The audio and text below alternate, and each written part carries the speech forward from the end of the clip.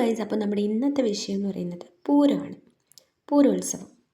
അപ്പോൾ ഉത്തര കേരളത്തിൽ, പ്രത്യേകിച്ച് കാസർഗോഡ്, കണ്ണൂർ ജില്ലകളിൽ മീനമാസത്തിലെ കാർത്തിക മുതൽ പൂരം നക്ഷത്രം വരെ 9 ദിവസങ്ങളിലായി ആഘോഷിക്കുന്ന വസന്തോത്സവമാണ് പൂരോത്സവം.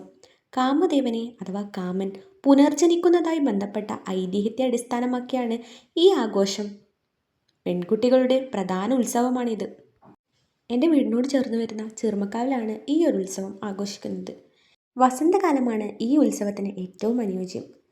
ഇവിടെ കാമനായി സങ്കല്പിക്കുന്ന ദേവനെ പൂവുകൊണ്ടോ അഥവാ മണ്ണുകൊണ്ടോ നിർമ്മിച്ചാണ് ഈ ഒരു ഉത്സവം നടക്കുന്നത്. പൂരോത്സവത്തിൻ്റെ ഐതിഹ്യം എന്നത് ശിവൻ ഭസ്മമാക്കിയ കാമദേവനെ പാർവതിയുടെയും ദേവകന്യകമാരുടെയും പൂജയിലൂടെ തിരികെ കൊണ്ടുവന്നു എന്നതാണ്. കോപാകുലനായ മഹാദേവന്റെ 3-ാം കണ്ണിനാൽ ഭസ്മമായി പോയ തൻ്റെ കാമദേവനെ ജീവിപ്പിക്കാനായി അപേക്ഷിച്ച രതിദേവിയോട് വിഷ്ണു ഭഗവാൻ പൂക്കൾ കൊണ്ട് കാമവിഗ്രഹമുണ്ടാക്കി പൂജിക്കാൻ ആവശ്യപ്പെടുന്നു. പ്രായപൂർത്തി തികയാത്ത പെൺകുട്ടികൾ വ്രതം നോറ്റ് ഈ ദിവസങ്ങളിൽ ചാണകം, കളിമണ്ണ്, സ്വർണം, ചിലയിടങ്ങളിൽ പൂക്കളും ഉപയോഗിച്ച് കാമവിഗ്രഹമുണ്ടാക്കി പൂജിച്ചു വരുന്നു. എല്ലാ പൂക്കളും പൂടാനായി ഉപയോഗിക്കാറില്ല. മെയിനായി ഉപയോഗിക്കുന്ന പൂക്കളിലൊന്നാണ് നരയൻ പൂ, അതുപോലെ മുരിക്കിൻ പൂ, എരിഞ്ഞിൻ പൂ, ചെമ്പകപ്പൂ എന്നിവ.